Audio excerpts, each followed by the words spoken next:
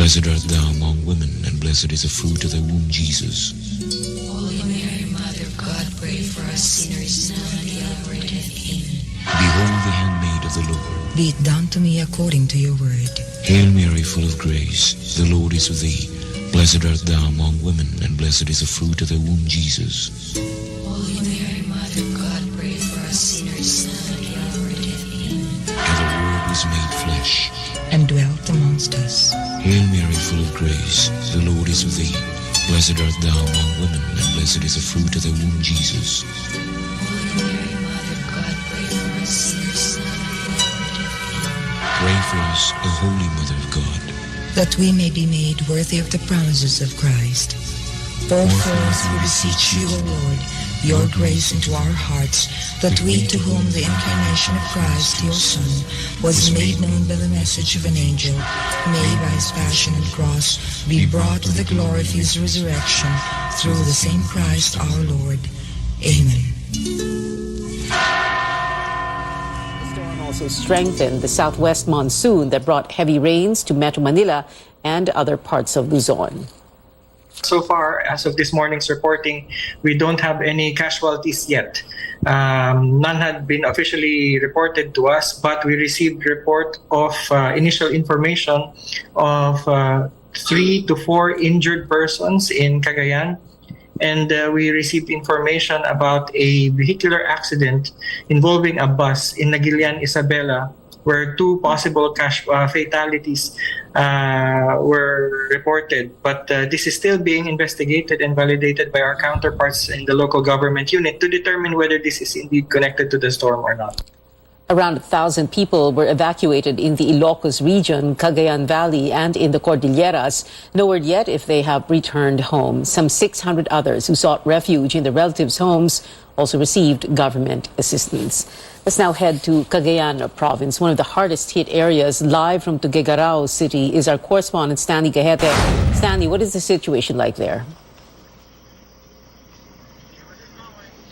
At least 17 barangays here in Tuguegarao City were hit hard by Florita's onslaught, and local authorities say as many as 621 families were affected by floods. The local government has prepared more than 2,000 relief packs containing rice, water, canned goods, sugar, bread, coffee, and milk.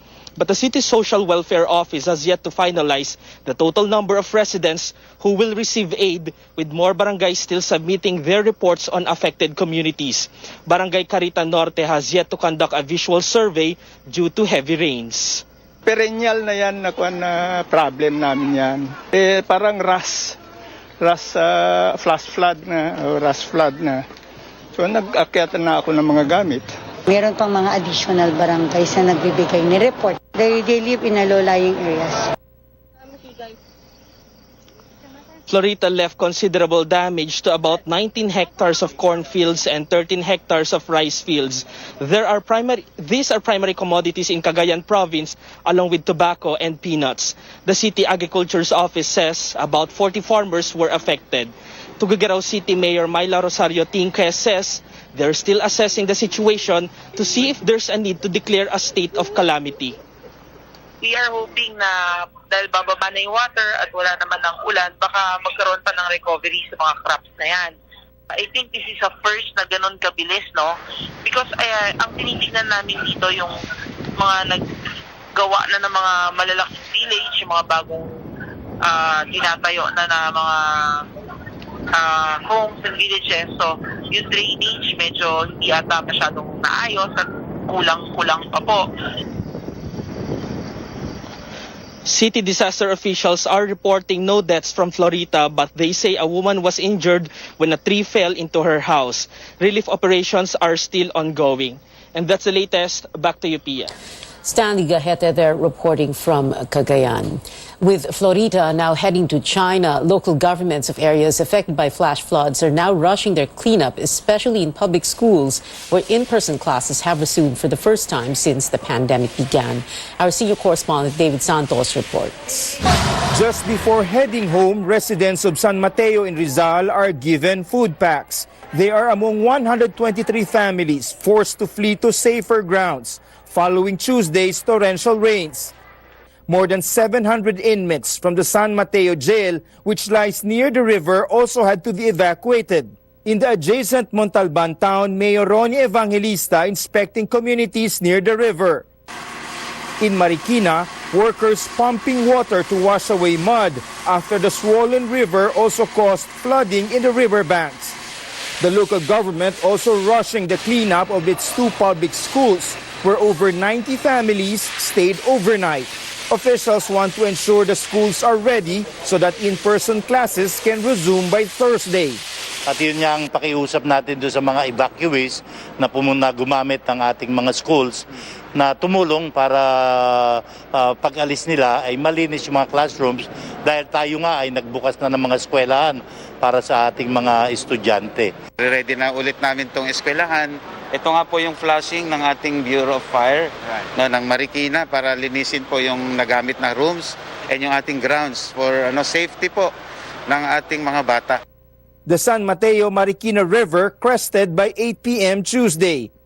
By Wednesday noon, floodwaters have significantly receded, a sign that things are back to normal. David Santos, CNN Philippines.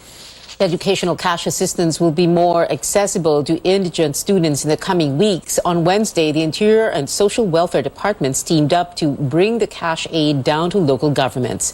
A 1.5 billion peso budget is allotted for the program that aims to serve 375,000 to 400,000 students nationwide. 1,000 pesos will be given to elementary students, 2,000 for those in junior high school, 3,000 for senior high, and 4,000 pesos for college and vocational school students. Ang assistance lang po ng LGU, ng DILG muna. DILG will provide police at saka request barangay tanod para maayos po yung pila dun sa venues. Sa LGU naman po, sila mayor magpo-provide po ng social workers nila, yung municipal at city social workers po nila. Sila po yung mag-i-screen. Pagdating po ng tao, titignan ho lang yung documents. Kami ang mag-i-interview para maiwasan natin yung sinasabing patronage. Ang DSWD, main or national. Ang pera manggagaling ay hindi rin pera galing kay mayor o galing kay gobernador o galing kay kapitan. Ang pera ay magmula sa national government sa ahensya mismo ng DSWD. Students or parents of those eligible for the one-time cash aid need to check the social media pages of their local governments for registration. The DSWD says walk-ins will not be accommodated to avoid a repeat of the chaotic distribution last Saturday. Several DSWD offices across the country that day had long lines and massive crowds rushing to get assistance. More stories up ahead. Several Customs Bureau officials have been relieved of their posts following an investigation into alleged sugar smuggling in Subic. And ABS-CBN and TV5 decide to temporarily hit the brakes in their investment deal. Keep it here on Newsnight.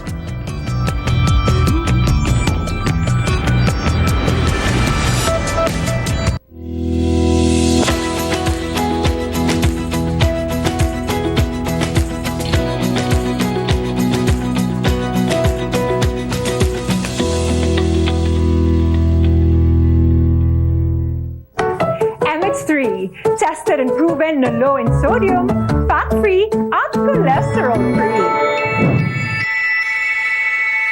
Mahalagang paalala, ang MX3 capsule ay hindi gamot at hindi dapat gamiting panggamot sa anumang uri ng sakit.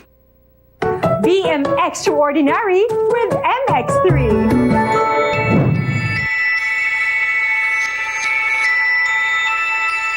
Mahalagang paalala, ang MX3 capsule ay hindi gamot at hindi dapat gamiting panggamot sa anumang uri ng sakit.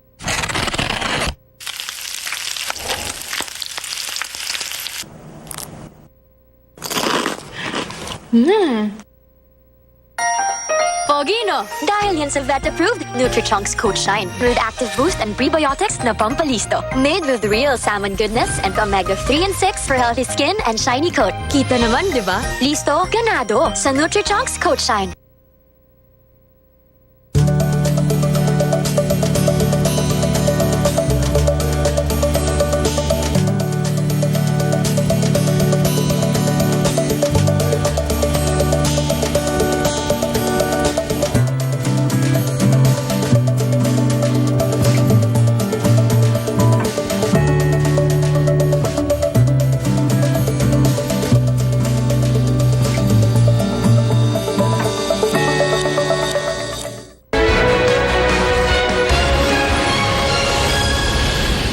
Welcome back to CNN Philippines. Around 3,000 buses are back on the road following the decision of transport regulators to allow the resumption of trips along 133 pre-pandemic routes. The LTFRB began accepting applications of special permits last week prior to Monday's opening of classes. The agency is expecting more applicants soon as it seeks to review the status of public utility vehicles with expired franchises because of the pandemic. LTFRB Chairman Cheloy Garafil says over 1,000 units have yet to be given permits to resume trips. May 28 na ruta po tayo na nag-apply ng kanilang mga franchises ng special permits. Pero doon sa mga nag-apply, nakita natin na although marami po yung na-deploy, may mga areas pa din po na hindi fully deployed yung ating mga PUBs. Matatandaan natin, 2 years din po sila na hindi nagbiyahe. Kaya marami pong mga mechanical consideration at saka mga administrative na issues pa na kanilang inaayos. Transport groups earlier urged the LTFRB to waive penalties for PUVs with expired franchises. Manibela Chairman Mar Valbuena stressed that hefty fees discourage some drivers and operators from renewing their registration. The Customs Bureau relieved 6 officials at the port of Subic after they were tagged in the investigation into alleged sugar smuggling. Last Thursday, authorities reported an attempt at the Subic port to smuggle around 140,000 bags of imported sugar from Thailand. That's valued at over 45 million pesos.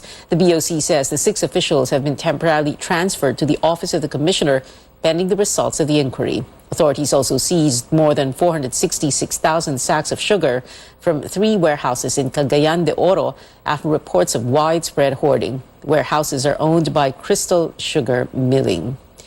Despite declaring himself as part of an independent bloc in the Senate, Senator Alan Peter Cayetano is elected minority leader of the powerful Commission on Appointments. As Amor Santos tells us, the minority senator refuses to recognize Cayetano's leadership. Kasihan nawa ako ng Diyos. Congratulations po. Stirring controversy. Senator Alan Peter Cayetano is elected minority leader of the Commission on Appointments, a powerful body that confirms or rejects presidential appointees. I'd like to thank my colleagues in the minority and extend, of course, the invitation to Senator Risa. Now, I just like to make on record that her interpretation that there's been a change of nomenclature is not accurate. If you vote for the Senate President, you are in the majority. If you do not, you are in the minority. GP Party List Representative Jose Pajernos nominated Cayetano. The other member, Congressman Johnny Pimentel, did not object to the former House Speaker's election, while opposition Senator Risa Ontiveros expressed serious concern. She says Cayetano, along with his sister Senator Pia Cayetano, have been calling themselves independent, neither part of the majority nor the minority. Hindi pwedeng majority tayo o independent tayo o minority tayo sa iba't ibang panahon para sa iba't ibang layunin. This is important for lines of accountability and important to ensure that we have a genuine minority voice. Senate President Mig Zubiri revealed there were efforts to settle the row before Tuesday's plenary session, but Ontiveros says someone may have worked behind the scenes. Ayaw mag-giveaway ni Alan, ayaw din mag-giveaway ni Risa. So Alan said, let's just put it to a vote. So happens that the 2 members of the House, Congressman Johnny Pimentel and Congressman GP Padiernos, chose Alan Cayetano. Ang understanding ko nung pagkatapos ng caucus ay susubukan pang pag-usapan ito. Susubukan pang pagkasunduan kami somehow. Kaya mukhang may mas mabilis na nangyari on the floor. The opposition leader makes it clear she won't recognize Cayetano's leadership. She says she's talking to Senate Minority Leader Coco Pimentel about their next move, if any, and it won't get in the way of work. I will continue to work as a responsible and constructive member of the Senate minority and of the opposition outside the Senate sa Commission on Appointment. In conscience, I cannot work under him as the minority leader of the CA. In a text message to CNN Philippines, Pimentel says he won't comment for now while he's still gathering the facts. Amor Santos, CNN Philippines. Weather update now. Florida may have exited Philippine waters, but Pag-asa says the severe tropical storm, now called Maon, will intensify the southwest monsoon, affecting the western portion of Luzon. Maon was last located 585 kilometers west of Calayan, Cagayan. Pag-asa says the Ilocos region, Zambales, Bataan, Occidental Mindoro, and Palawan will still see cloudy skies as well as scattered rains and thunderstorms. There may be flash floods or landslides from the rain. While Metro Manila and the rest of the country can expect partly cloudy to cloudy skies with isolated thunderstorms. Consumers in Metro Manila and nearby provinces may see an increase of up to 30% in their electric bills this October. That is, if the Energy Regulatory Commission fails to act on the joint petition by SMC Global Power and Meralco for a temporary rate hike on their two power supply agreements. SMC GP explains this will help them recover losses from the spike in global oil prices and will prevent them from looking and relying on alternative and costlier power sources abroad to protect consumers. SMC-GP is only seeking a 30 centavo per kilowatt-hour increase in the next 6 months, or a total of 360 pesos for 6 months for households using 200 kilowatt-hours per month. That is lower than the estimated increase of up to 1 peso and 30 centavos per kilowatt-hour in 3 to 4 months, or 1,040 pesos in total, if the petition will be ignored by the ERC.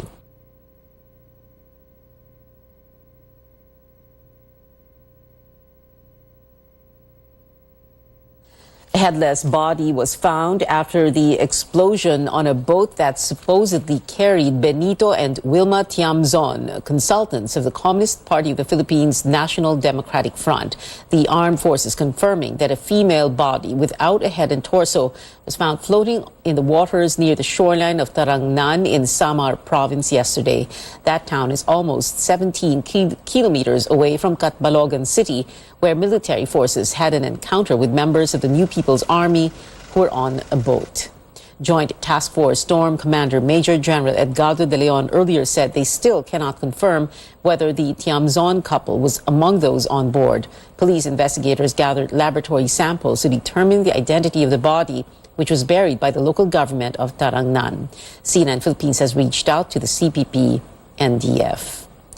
Over 240 billion pesos is allotted for the Defense Department in the proposed 2023 budget. As Congress deliberates on funding, foreign policy experts urge lawmakers to prioritize the country's security, given our alliance with the United States and its tensions with China. Our Tristan Odalo, who is in Beijing for a 3-month study grant, reports. China insists that the United States started the crisis in Taiwan, and all its decisions and actions over the Taiwan Strait can't be considered an overreaction. Beijing defended its military exercises and said that these are legitimate and justified, and the U.S. blatantly infringed on China's sovereignty. With these brewing tensions between the two major superpowers, foreign policy and international security experts are sounding the alarm over the possibility of the Philippines being dragged into the crisis. In a virtual forum, they say the government should keep a close watch on the developments over Taiwan. It's also high time for the Philippines, they say, to come up with a national Taiwan strategy. We will definitely be dragged into this issue because the U.S. might use our bases as a launchpad to go to Taiwan, to defend Taiwan. What is our relationship with the United States? How do we want to ally with the United States in the issue of Taiwan? That's the first thing we have to assess. Do we have a contingency to address the protection of our overseas Filipino contract workers there? A lot of Taiwanese, that will plan to go to the Philippines for protection, shelter, and even refugee, applying for refugee status. So the second and third is the military aspect of our participation in that war situation. Because definitely, the reason why the United States is serious in strengthening its alliance with the Philippines primarily because of Taiwan contingency. Experts say there is a need to reassess our military alliance with the United States and weigh in on the country's interest. We just have to go back to World War II. Manila was one of the most the cities The that was second in the world most devastated in the world, because we allied with the allied powers, no, and we were a target. The point is we can be dragged into war. We have to appraise our relationship with the United States. Washington, meantime, maintains that it is committed to its One China policy. We do not support Taiwan independence, and we expect prostrate differences to be resolved by peaceful means. As for the Philippine-China relations, both countries reaffirm strengthening bilateral ties. Do not make disputes front and center of relations. So we have disputes with China on the West Philippine Sea in the same way as the Philippines and Vietnam, Philippines, Malaysia, but we also have disputes in that flashpoint. So managing that different disputes will be very important. Philippines continues to uphold its One China policy, which recognizes Taiwan as part of China. And because of its strategic location, Manila's future decision over Taiwan will become a great deal to US and China. In Beijing, Tristan Udalo, CNN Philippines. A pause in an investment deal between ABS-CBN and TV5 as the House of Representatives looks into the details of the buy-in. As CNR Kanghel tells us, at least 2 government regulators have not found any violation committed by either network. ABS-CBN and TV5 are putting their investment deal on hold to address concerns raised by the National Telecommunications Commission and some lawmakers. In a statement, the 2 networks said the break will give them the space to respond to issues and accommodate any relevant changes to the terms of the deal. ABS-CBN and TV5 released a statement ahead of the hearing on the agreement by the House Committees on Legislative Franchises and Trade and Industry. ABS-CBN earlier announced its plan to purchase a third of TV5's outstanding capital stock for 2.16 billion pesos. The Lopez-led network is also eyeing the purchase of around 1.8 billion worth of convertible notes to be issued by TV5 subject to regulatory approvals. For the Securities and Exchange Commission, ABS-CBN and TV5's investment deal isn't considered a merger. While the SEC says it hasn't found any violation committed by ABS-CBN, it recommends a closer scrutiny of the deal. The SEC is also suggesting that lawmakers should look into the matter of controlling interest to see if the deal needs Congress's approval. The Commission will defer to the Congress on what constitutes controlling interest. The Commission respectfully submits that a further thorough examination of the provision of these agreements must be made.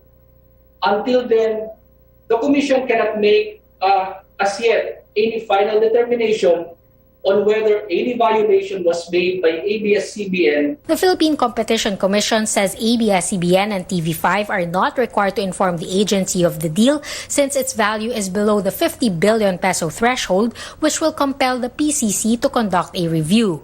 Like the SEC, the PCC says it hasn't found any violation committed by either networks.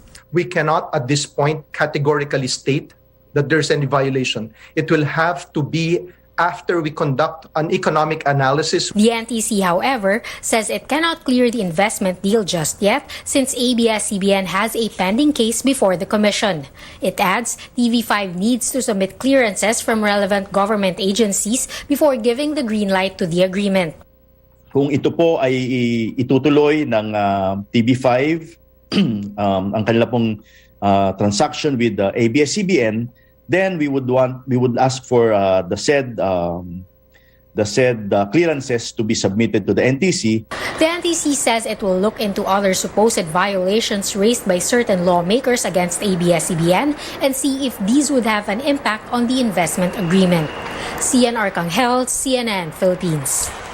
Up next on Newsnight, ranked as the world's 3rd best pole vaulter, EJ Obiena wins gold in Germany, besting world's number 2, Chris Nielsen. And K-pop sensation BTS all set to perform at a free-for-all global concert as ambassadors for the Busan World Expo 2030. You're watching CNN Philippines.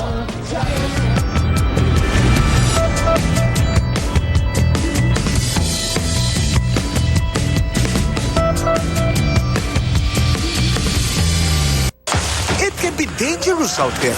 Buti na lang there's locally superfruits. Para sa akin, super nutritious, super delicious. All superfruits contain more antioxidants than your average fruit. Superfruit for super you.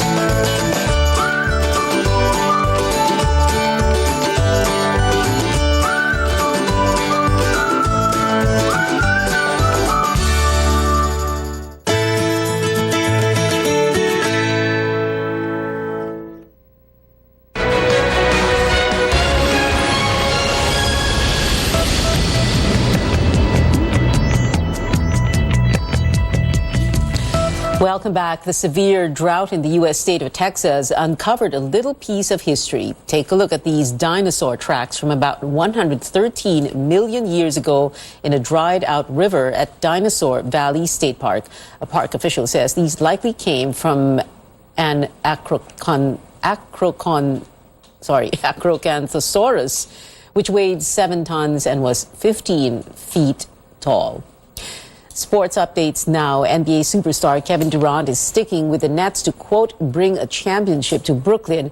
Durant initially requested a trade following a bumpy year for the Nets as the Boston Celtics swept them out of the playoffs. Top cagers like Durant, Kyrie Irving, and Ben Simmons set to play for the Nets in the coming season, which begins in October. The final 12 for Gilas Pilipinas' match against Lebanon for the FIBA World Cup Asian qualifiers set to be unveiled tonight. The initial 13-man roster includes NBA player Jordan Clarkson, Kai Soto, and Dwight Ramos. Head coach Shot Reyes shares his thoughts about the Gilas pool ahead of the squad's game against the FIBA Asia Cup silver medalists on Friday, Philippine time. Right now, we're still in the getting to know you stage on how to play together. Hopefully we can fast track it. We have 2 more practices in Lebanon, and you're an athlete, you know how important chemistry is to winning games, right? But the good thing is everyone is determined, everyone is prepared to play his best, and like I said, we've never had even a tune-up game or a full game under our belts as a team. And our first game as a team is going to be in Lebanon on the 25th. So that's the only time we'll find out what kind of strength the team has. That game on Friday, 2 a.m. Philippine time. The TNT Tropang Giga and the San Miguel Beermen go head-to-head again for the PBA Philippine Cup Championship. Game 2 of the finals is ongoing with San Miguel capturing an early lead the second quarter, 45-44. The Tropang Giga already have 1 win in the series. A strong opening for the second half of pole vaulter E.J. Obiena's season, clinching the gold in an event in Jokkmokk, Germany. Obiena cleared 5.81 meters, besting 10 other athletes, including world number 2 Christopher Nielsen. Obiena announced he has met the standard for next year's World Athletics Championships in Hungary. Spider-Man No Way Home is set to return to Philippine cinemas on September 7. The film will include never-before-seen footages of all 3 Spider-Men, Tom Holland, Andrew Garfield, and Tobey Maguire. They called it the more fun-stuff version as it is 11 minutes longer than the original film. Spider-Man No Way Home is back in theaters. Who's coming with me? Catch it on the big screen. Well, I'm in. With new footage. We should do this again. You got it. Spider-Man No Way Home. The hit movie returns to cinemas to allow more Filipinos to watch it on the big screen, as it originally opened in January when seating capacity was limited because of COVID-19. Great news now for K-pop fans. Global sensation BTS set to hold a free concert in Busan. The concert is called Yet to Come in support of South Korea's bid to host the 2030 World Expo. The concert will take place on the evening of October 15th at the Busan Special Stage. Tickets can be reserved via Interpark. And that is it for tonight. Join me again on News.ph at 7 p.m. and on Politics as usual at 8. I'm Pia Ontiveros for Newsnight, where we go above and beyond the headlines.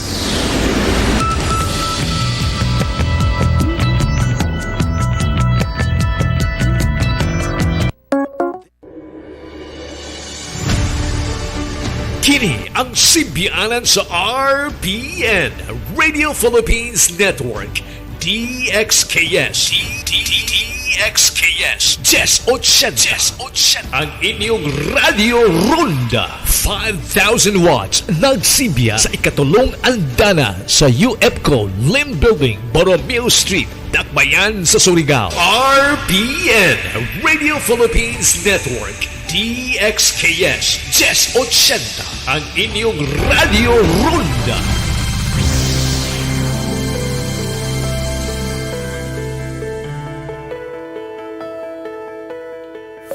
The Philippines is known for its tropical islands and beautiful beaches.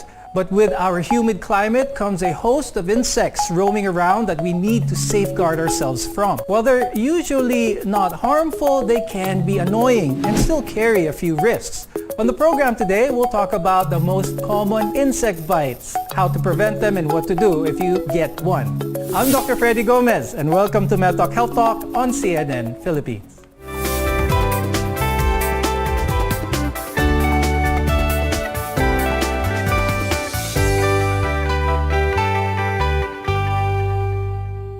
If you see a red, throbbing mark on your skin that's often itchy, you might have been bitten by a bug, or as our dermatologist colleagues like to refer them as arthropod bites. Now, our guests are here today to tell us what to do if this happens. With us is Dr. Maria Isabel M. Belisario.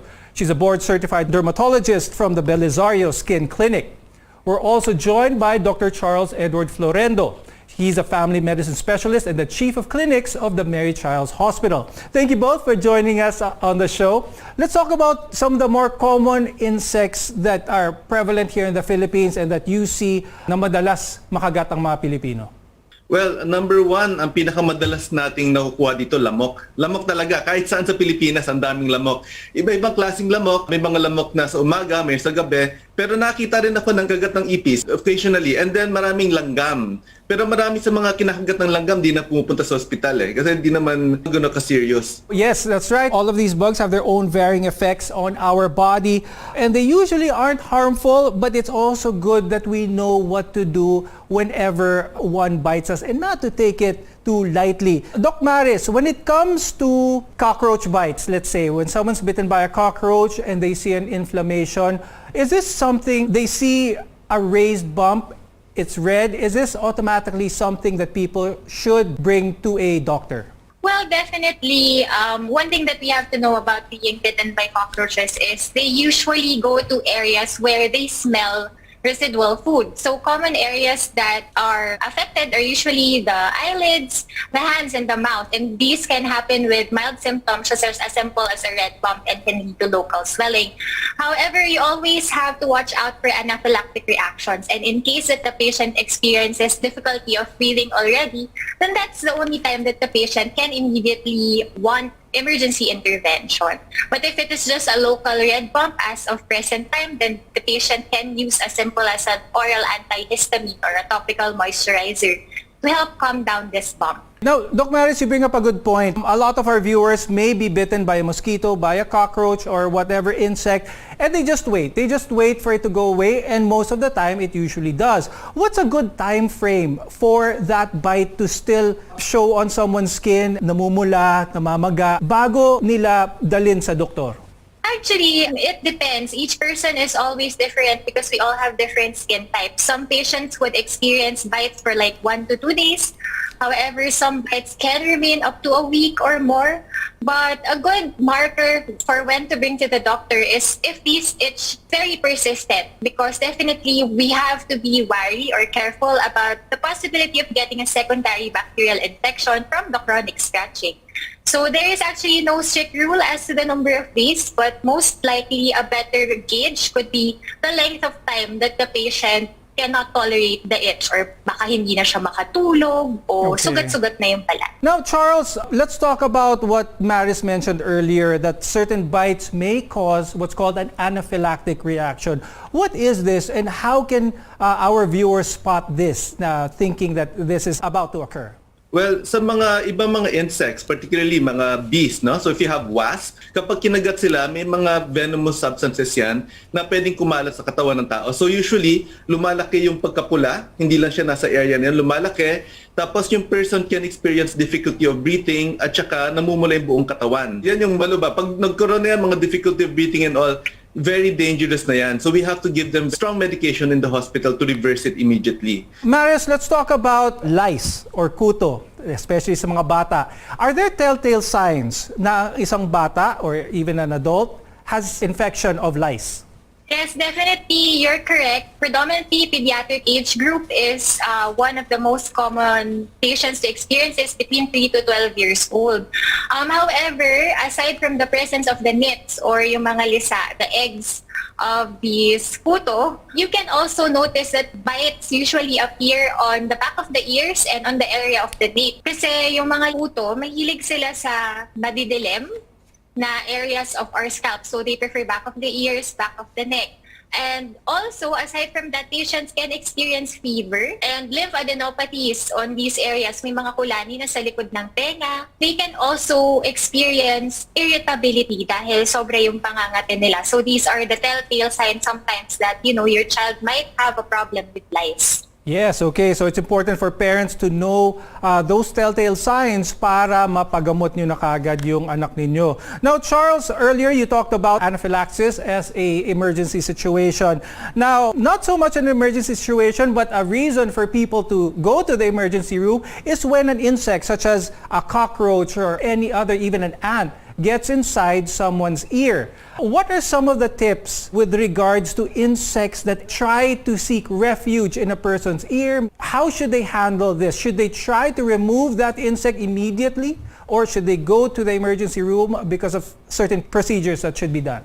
Well, if nasa labas pa naman yung insects, hindi pa naman pasok na pasok and they can remove it, pwede. But do not never use cotton buds. Kasi pag ginamitan ng cotton buds, susuksukin mo yan, papasok pa yan. And then you're gonna be into big trouble there, no? So sa hospital, we do have a scope and then we can remove it. So magandang they can bring to the hospital. Never use cotton buds. Knowing what signs to watch out for can help you address these bug bites faster. So more on this when we return. We're your partner in healthcare. Keep it here on MedTalk Health Talk, only on CNN Philippines.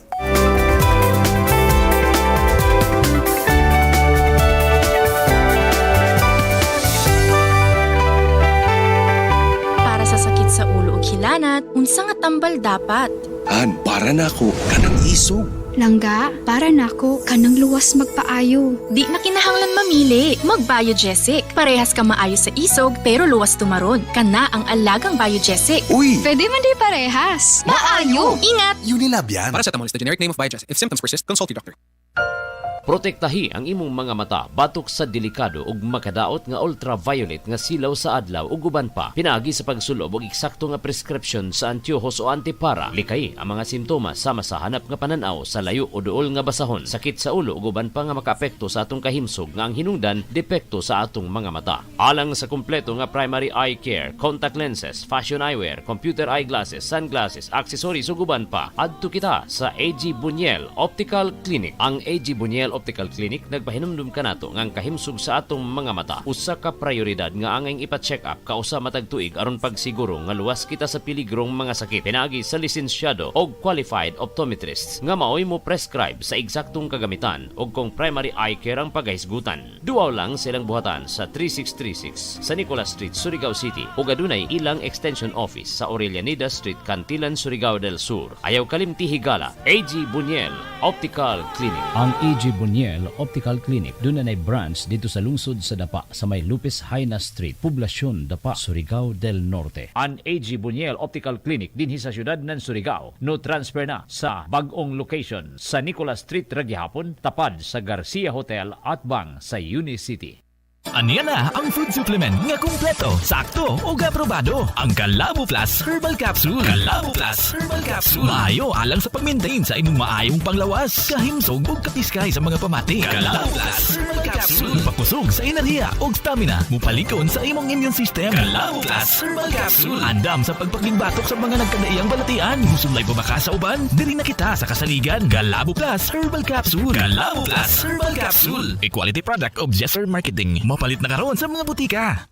Ang Riverside Parts Master Incorporated na silang bagong location sa Dalan, Burgos ning atong syudad. Mahimo niyong tawagan sa telephone number 231-7478 or 826-3663. Mga produkto nga inyong mapalit, genuine, Makita Power Tools sama sa planer, drill, grinder, Triton paints, construction supplies, angle bars, flat bars, GI pipes, automotive spare parts, Firefly electrical devices sama sa switches, bulbs ug outlets. Adto ang Riverside Parts Master Incorporated sa ilang bagong pwesto sa Dalan, Burgos ning syudad. Makahangyo ka o makabarato pagyod diha sa Riverside Parts Master Incorporated. EXL Makabuhay Plus Dietary Supplement. Nakakatulong iwasan ang iba't ibang uri ng sakit tulad ng diabetes, arthritis, rheumatism, hypertension, cancer, urinary tract infections o UTI, respiratory tract infections tulad ng ubo, sipon, lagnat, heart attack, constipation, fatigue, kidney, lung problem, premature aging, memory loss at depression. EXL Makabuhay Plus Dietary Supplement. Buhay at makulay ang buhay sa EXL Makabuhay. EXL Makabuhay Plus Dietary Supplement. Mapalit sa pinakadool nga butika o drugstore sa inyong lugar. O, anyari sa'yo? Ba't nakasimangot ka? Alam ko na. Masakit ang katawan mo, ano? Sa sobrang trabaho? O di kaya masakit ang ulo sa sobrang stress? Break ka muna. Hinga ng malalim at imasahe ang ulo mo gamit ang Herbalaya Liniment Oil. Ako rin ganun eh. Kaya pag mataas ang tensyon sa trabaho, mag-Herbalaya break ka muna. Herbalaya Liniment Oil. Amoy na kaaya-aya. Sa bawat pahid ay ginhawa.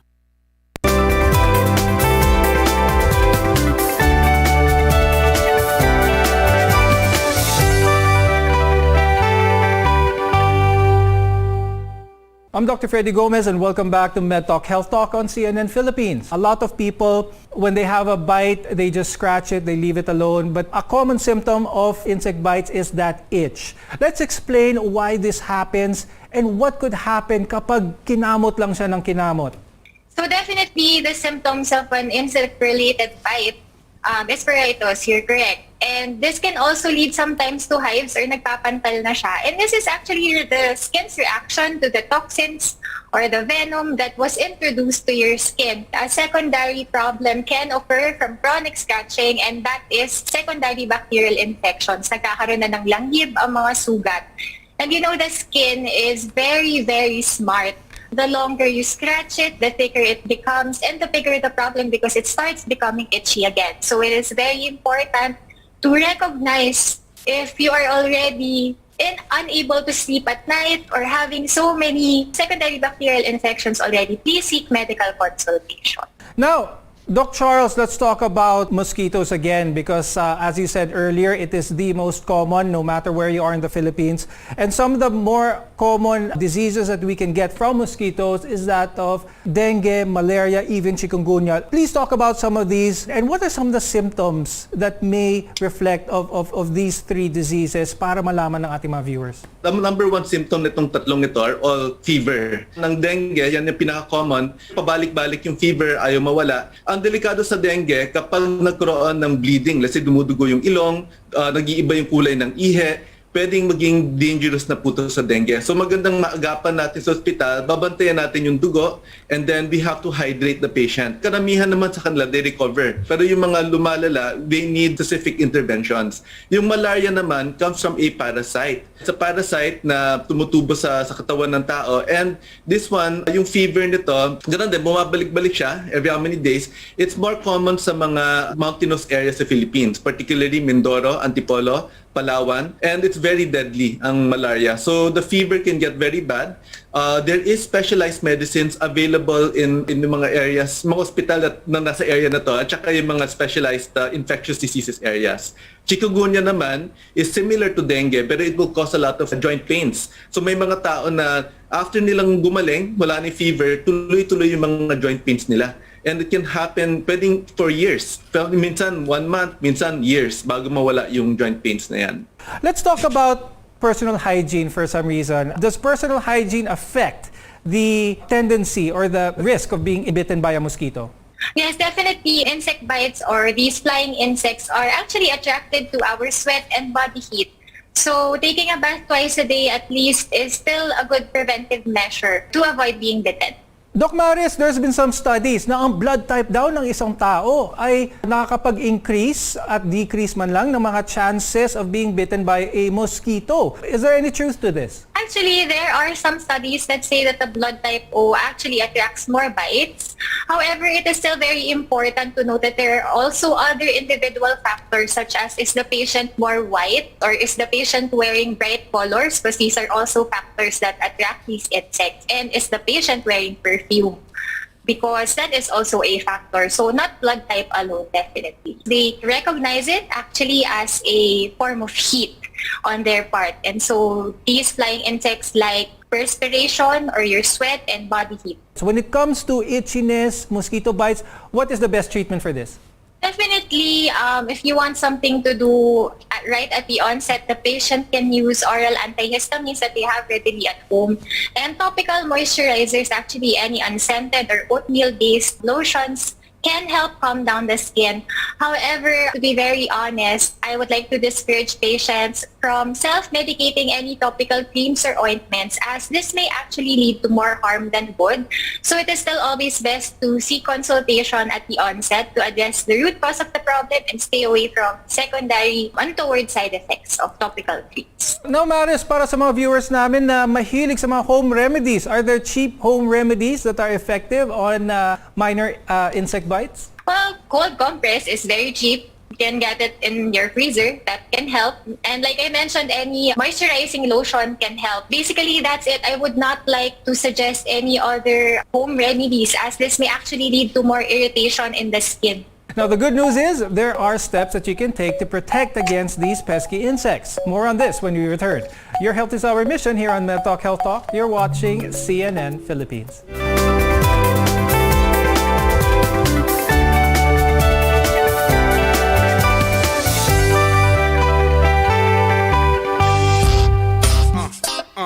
Maayong balita sa tanan sa atong panginahanglan sa panimalay, mga gamit, ingon man mga dekorasyon, pwede na natong mapalit diha sa Wellington Bazaar.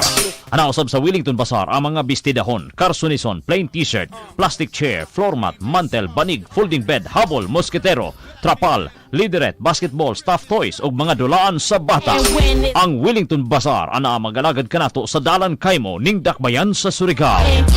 Wellington Bazaar, gikan sa mga kawani ug tigdumala sa Wellington Bazaar. Mayong adlaw alang kaninyo. Wellington Bazaar, sukiyon ta sa kanunay. Uy, day! Naunsa man ka, day? Day, kanang lisod na mo kakita, day. Uy! Sus, naunsa ba ka? Uy nga, katong ni aging bulan. Okay pa man ka? Naunsa day karon? Laot siguro ni sigunit aning cellphone ka ng si computer, day. Da, mo lagi na akong ingon ba? Uy, day, nakoy balita para sa imo, ha? Gamit og Lutein Plus, uy!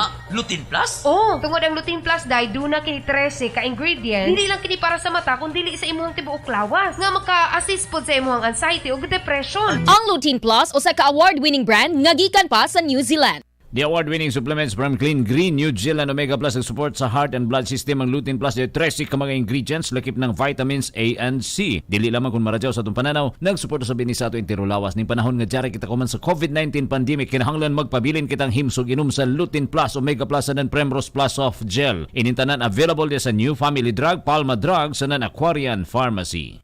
Pagdalaga og ulitaw na gani, kinahanglan limpyo ug hamis kanunay ang kutis. Gamit og Karisma Kojic Soap. Karisma Kojic Soap, pampahamis, pampaputi ug pampabata sa panit. Karisma Kojic Soap. Karisma Kojic Soap. Mao kini ang tubag alang sa mga teenager nga gusto makaangkon og nindot nga kutis. Karisma Kojic Soap. Karisma Kojic Soap. Karisma Kojic Soap. Karisma Kojic Soap. Ang sikreto sa mga gwapa o gwapo. Karisma Kojic Soap. Mapalit sa inyong mga suking butika.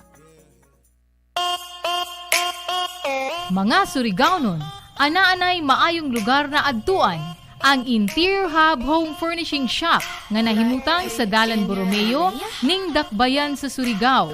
Anaa kanila ang barato na mga gamit para sa pagpagwapa sa inyong banyo, kusina o tibuok balay. Nagtanyag sila sa mga packages, sa faucet, wash basin o toilet bowl with complete fittings na swak sa inyong budget.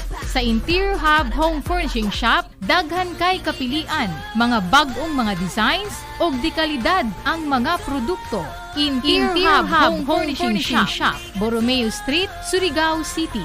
Owned and managed by Earl Brian Palma. Contact number 0945 30-60-648. EXL Makabuhay Plus Health and Wellness for God's Glory. Nakay pasyente ma'am no mo isuon o sa gibati ato ma'am. Ang gibati ato niya do ikalihok yung mga lawas, ang ulo lang makalihok ang kamot dili, wala na di nakadaw yung lawas, bugab na nakaayo. Mandi maasa yang tiil. Makabuhay Plus lang jud tuloyan sa Ginoo. Samsud nakalakaw na di siya do. Primero ina niya pero hinga na di ang pamati mga lihok na pagkatudis makakaon na siya, makagulit na sa kusara. Makabuhay Plus lang jud kaluyan sa Ginoo jud. Tingin pa yan na naman nakakita ni ani sa mumbalay na nagmotor na jud. Sige pangalan nimo ma'am? Si Arlene po, Dagaturin. Makabuhay! EXL Makabuhay Plus Dietary Supplement. Mapalit sa pinakadool nga butika o drugstore sa inyong lugar. O, anyari sa'yo? Ba't nakasimangot ka? Alam ko na. Masakit ang katawan mo, ano? Sa sobrang trabaho? O di kaya masakit ang ulo sa sobrang stress? Break ka muna. Hinga ng malalim at imasahe ang ulo mo gamit ang Herbalaya Liniment Oil. Ako rin ganun eh. Kaya pag mataas ang tensyon sa trabaho, mag-Herbalaya break ka muna. Herbalaya Liniment Oil. Amoy na kaaya-aya. Sa bawat pahid ay ginhawa.